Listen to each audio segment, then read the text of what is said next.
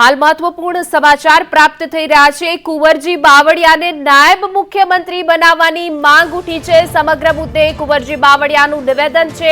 આવી કોઈ માંગણી કરવામાં આવી નથી તેઓએ સ્પષ્ટ કરતા કહ્યું કે આ વાત પાયાવિહોણી છે। કોઈ હિતેચ્છુએ આ પ્રકારની વાત નથી કરી। કોને કહ્યું પદ આપવું તે હાઈકમાન્ડ નક્કી કરે છે। કોને પદ આપવું તે હાઈકમાન્ડ નક્કી કરતા હોય છે તેવું બાવળિયાની સ્પષ્ટતા। બાવળિયાને નાયબ મુખ્યમંત્રી બનાવવા કરાઈ હતી માંગ। કોઈની માંગણી છે અને એ જ વાત છે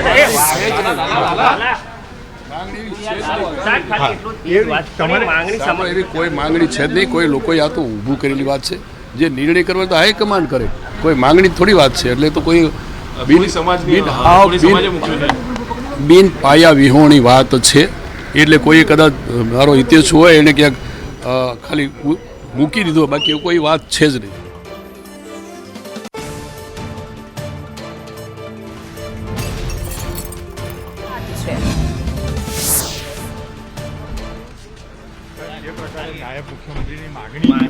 સોરી, તો કોઈની માંગણી છે અને એ જ વાત છે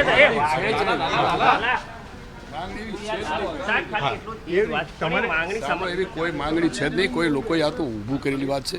જે નિર્ણય કરવા તો હાઈકમાન્ડ કરે। કોઈ માંગણી થોડી વાત છે। એટલે તો કોઈ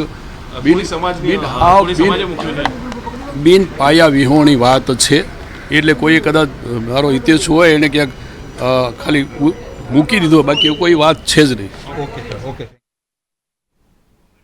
તો બાવળિયાને નાયબ મુખ્યમંત્રી બનાવવા બાબતે માંગ કરાઈ હતી, તેને લઈ તેઓએ સ્પષ્ટતા કરી કે આ સમગ્ર વાત પાયાવિહોણી છે। હાઈકમાન્ડ આ બાબતે નિર્ણય કરતું હોય છે। કોઈ લોકોએ અફવા ફેલાવી હશે તો બાવળિયાને નાયબ મુખ્યમંત્રી બનાવવા બાબતે જે ચર્ચાઓ ચાલી રહી હતી, માંગ કરવામાં આવી છે તેવી તેને લઈને તેઓએ સ્પષ્ટ કરી દીધું છે કે આ પ્રકારની કોઈ જ વાત થઈ નથી। આ સંપૂર્ણ વાત પાયાવિહોણી છે। વાત માં કોઈ જ તથ્ય નથી। કોઈ હિતેચ્છુએ આ પ્રકારની વાત જ નથી કરી તેઓએ સ્પષ્ટપણે કહી દીધું છે અને સમગ્ર વાત છે તેને નકારી કાઢી છે।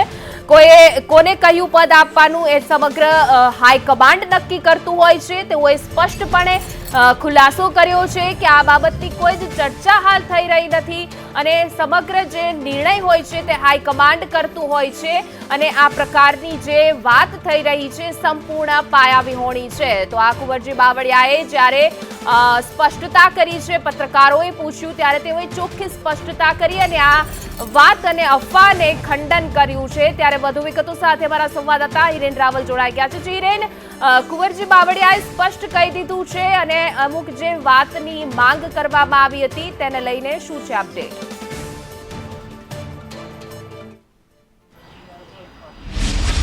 સ્વાભાવિક રીતે લોકસભાની ચૂંટણીઓ પછી આ રાજકીય ફેરબદલની જે શક્યતાઓ દેખાઈ રહી છે અને આ રાજકીય શક્યતાઓ વચ્ચે તમામ લોકોએ પોતાના લોબિંગ ક્યાંક ને ક્યાંક શરૂ કર્યા છે। જે વિધાનસભામાં પેટા ચૂંટણી જીતીને આવ્યા છે એમને મંત્રીમંડળમાં સમાવેશ કરવાની જે વાતો છે, રિશફલિંગની વાત છે અને આ વચ્ચે કાર્યકર્તાઓને સમર્થકોને પણ એટલો જ ઉત્સાહ છે કે અમારા નેતા છે એ મોટા બને અને આવી જ રજૂઆત છે કુંવરજી બાવળિયાના કેટલાક સમર્થકોએ કુંવરજી બાવળિયાને મુખ્યમંત્રી અથવા તો નાયબ મુખ્યમંત્રી બનાવવાની માંગણી કરી છે। ભૂપતભાઈ ડાભી પૂર્વ અધ્યક્ષ છે, ગુજરાત સરકારના કોડી ઠાકોર વિકાસ નિગમમાં અધ્યક્ષ રહી ચૂક્યા છે, એવા ભૂપતસિંહ ડાભીએ પણ મુખ્યમંત્રી અને ઉપરાંત પ્રધાનમંત્રી નરેન્દ્ર મોદીને પત્ર લખ્યો છે કે કુંવરજી બાવળિયાને મુખ્યમંત્રી બનાવવા જોઈએ। કોળી સમાજમાંથી, ઓબીસી સમાજમાંથી આવે છે અને ઓબીસી સમાજને પ્રતિનિધિત્વ મળે। કોળી સમાજના રાષ્ટ્રીય અધ્યક્ષ પણ છે કુંવરજીભાઈ અને એટલા જ માટે એમને ગુજરાતના મુખ્યમંત્રી બનાવવા જોઈએ એ પ્રકારની માંગણી તેમને કરી છે। એમને જે શબ્દો લખ્યા છે એ શબ્દો વાંચીએ તો વંદે માતરમ સાથે જણાવવાનું કે લોકસભામાં સૌરાષ્ટ્ર કોળી સમાજ તેમજ ઉત્તર ગુજરાતના ઠાકોર અને દક્ષિણ ગુજરાતમાં કોળી પટેલ સમાજનો સંપૂર્ણ ટેકો ભારતીય જનતા પાર્ટી સાથે રહ્યો છે। કોળી સમાજની લાગણી અને માંગણી ગુજરાતના મુખ્યમંત્રી તરીકે કુંવરજી બાવળિયાને મળે એવી કોળી સમાજની માંગણી છે અને કોળી સમાજની વસ્તી રાજ્યમાં 32% છે। આ પ્રકારનો પત્ર પ્રધાનમંત્રી નરેન્દ્ર મોદીને લખવામાં આવ્યો છે। જો કે કુંવરજી બાવળિયાએ આ અંગે સ્પષ્ટતા કરી છે કે આવી કોઈ માંગણી અમારા તરફથી કરવામાં નથી આવી। કોઈ હિતેચ્છુ કે શુભેચ્છકોએ કરી હશે, પરંતુ આ નિર્ણય માત્ર ને માત્ર મોદી મંડળે કરવાનો હોય છે અને આવી મારી કોઈ વ્યક્તિગત માંગણીઓ નથી। જી હિરેન, સમગ્ર માહિતી બદલ આભાર।